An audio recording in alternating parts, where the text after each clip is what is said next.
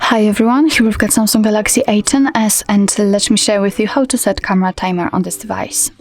So first of all, let's enter the camera app, and since we are in the standard photo mode, we have to take a look at this option bar, and right in the middle we've got the timer option. Right now it is off, you can see it, but after tapping on it you can set to 5 or 10 seconds delay. So in order to set the delay, just tap on the option you'd like to use, so I will pick 10 seconds, and as you can see the icon changes. What's more, here we had the information that we've got 10 seconds timer, so all you have to do right now is simply tap on the shutter button. And as you can see, from now on this device will count down from 10, and after that time it will take a photo. Okay, we can check another option, for example 2 seconds, and the same situation, the icon changes, shutter button, and right now it is counting down from 2.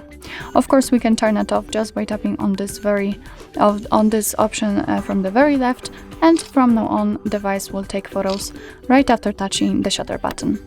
So actually this is it. This is how to set camera timer in your Samsung Galaxy A10s. Thank you so much for watching. I hope that this video was helpful, and if it was, please hit the subscribe button and leave the thumbs up.